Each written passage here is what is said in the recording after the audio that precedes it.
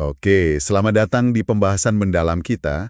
Kali ini kita pegang bab 19 dari Empowered ya, fokusnya soal customer centricity. Istilah ini kan sering banget kita dengar, tapi jujur aja, kadang ngerasanya kayak jargon kosong gitu nggak sih? Nah, sumber yang Anda bagikan ini kayaknya nantang kita buat lihat lebih dalam. Mari kita coba bedah, apa sih sebenarnya artinya menurut tulisan ini? Betul-betul. Yang langsung menonjol buat saya itu gimana penulisnya membedah tajam banget antara cuma ngomong peduli pelanggan sama bener-bener nunjukin itu tiap hari. Lewat tindakan ya berarti? Iya, lewat tindakan. Ini bukan soal poster bagus di dinding kantor, tapi soal reaksi nyata perusahaan waktu ada masalah. Misalnya pas layanan lagi gangguan, atau mungkin waktu ada perubahan produk yang malah bikin pelanggan frustrasi gitu. Nah, itu dia ujiannya. Ujian sesungguhnya di situ. Dan ini kelihatan banget dipengaruhi sama budaya perusahaan dan juga ya itu tadi, contoh dari para pemimpin puncak. Itu krusial. Iya, sumber ini memang nekankan banget soal tindakan nyata itu. Tapi gimana ya caranya sebuah tim atau perusahaan itu bisa tahu kalau mereka udah beneran jalan sesuai omongan? Bukan cuma terjebak di teater inovasi yang kelihatannya peduli tapi intinya enggak gitu. Di mana sih batasnya? Penulisnya berargumen kalau tes yang paling nyata itu seringkali munculnya pas lagi krisis. Pas lagi genting ya? Iya, seberapa cepat, seberapa serius tim produk itu responsif waktu pengguna benaran nggak bisa kerja, gitu, terhambat aktivitasnya. Apakah ada rasa urgensi kolektif? Misalnya apakah para engineer atau product manager itu rela lembur cari solusi, bukan karena disuruh atasan loh, tapi karena mereka benar-benar ngerasain dampaknya ke pelanggan. Nah itu salah satu indikator kuat menurut saya. Oke. Dan mungkin ya salah satu alasan kenapa bisa ada gap antara klaim sama kenyataan itu karena ada kebingungan soal siapa sih sebenarnya pelanggan yang kita layani. Bener gak? Tepat sekali. Di sini ada peringatan yang penting banget menurut tulisan ini, supaya kita nggak kejebak sama pola pikir lama.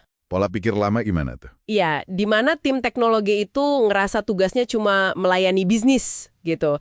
Jadi mereka nganggap stakeholder internal itu pelanggan utama mereka. Oh, jadi kayak tim marketing atau tim sales gitu ya, yang dianggap pelanggan? Bisa jadi. Nah, perspektif kayak gini, menurut sumber ini justru bisa bikin fokus ke pengguna akhir produk jadi kabur. Padahal kan mereka yang beneran pakai, yang merasakan nilai produk kita di luar sana. Ya memang sih, pengguna internal atau pengembang platform itu penting juga. Tapi fokus utamanya harus tetap ke pelanggan eksternal itu, yang bayar atau yang pakai layanan inti kita. Oke, ini jadi nyambung ke titik krusialnya ya. Gimana sikap customer-centric ini diuji pas situasi sulit? Penulisnya kan ngasih skenario tuh. Gimana seorang product person, manajer produk, desainer, atau siapapun di tim produk merespons waktu ada masalah showstopper. Masalah kritis ya? Iya, masalah yang benar-benar bikin pelanggan nggak bisa pakai produk sama sekali.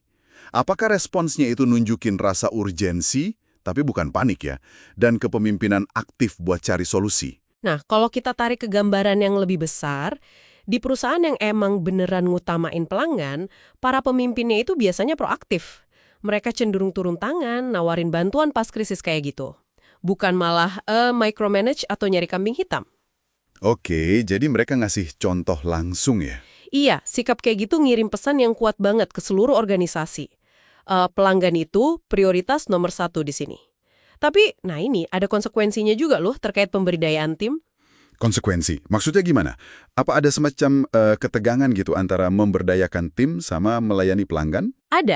Ada potensi itu. Sumber ini nunjukin tegangan yang menarik. Jadi, pemberdayaan tim produk itu kan penting ya, biar mereka bisa inovasi, bisa gerak cepat. Tapi kalau tim yang udah dikasih kepercayaan ini ternyata nggak nunjukin tingkat urgensi yang sama kayak para eksekutif pas ada masalah krusial pelanggan, Kepercayaan bisa luntur gitu? bisa jadi kepercayaan bisa terkikis. Eksekutif bisa aja ngerasa, wah ini gawat, saya perlu turun tangan langsung nih. Ini nunjukin bahwa kalau harus milih antara ngasih otonomi penuh ke tim atau nyelesain masalah mendesak pelanggan, ya pelanggan yang bakal diduluin. Jadi pemberdayaan itu ada batasnya juga ternyata, terutama pas berhadapan sama kebutuhan kritis pelanggan. Oke. Jadi jelas ya pelanggan didahulukan dalam situasi krisis. Tapi ini bukan berarti tim produk harus jadi kayak pelayan gitu kan, yang nurutin semua permintaan pelanggan tanpa mikir. Gimana jaga keseimbangannya nih? Kayaknya sumber ini ngasih sinyal kalau customer obsessed itu bukan berarti customer obeying, ya nggak sih? Persis, persis. Itu poin yang krusial banget soal keseimbangan. Suka dan hormat sama pelanggan itu bukan berarti jadi pengambil pesanan nih yang pasif aja. Cuma ngerjain apa yang diminta gitu ya. Iya. Sikap berpusat pada pelanggan yang efektif itu justru tentang menggali pemahaman yang dalam banget soal masalah dan kebutuhan nyata mereka. Terus, pakai keahlian tim desain, teknologi, bisnis buat ngerancang solusi terbaik. Solusi yang nggak cuma jawab kebutuhan pelanggan itu, tapi juga sejalan sama strategi dan keberlanjutan bisnis kita. Bukan sekedar ngejalanin apapun yang diminta pelanggan. Oke, jadi kalau kita tarik kesimpulan penting nih buat Anda yang dengerin dari penelusuran bab 19 ini, sikap berpusat pada pelanggan yang otentik itu ya dibuktiinya lewat tindakan nyata, tindakan yang konsisten, dan itu sangat dipengaruhi sama budaya dan contoh dari pemimpin. Dan benar-benar diujinya ya pas lagi ada tekanan atau keputusan sulit. Jauh banget dari sekedar kata-kata manis di website atau presentasi. Betul. Dan mungkin ya sebagai bahan renungan buat Anda setelah ini, mengingat betapa penting dan fundamentalnya hal ini, gimana caranya Anda secara pribadi bisa lebih aktif lagi menunjukkan, ingat ya, menunjukkan, bukan cuma bilang, kepedulian pada pelanggan Anda. Lewat keputusan dan tindakan sehari-hari, gitu. Terutama mungkin pas lagi hadapin situasi sulit atau pilihan yang dilematis. Langkah konkret apa nih sekecil apapun yang bisa Anda ambil mulai sekarang untuk mewujudkannya?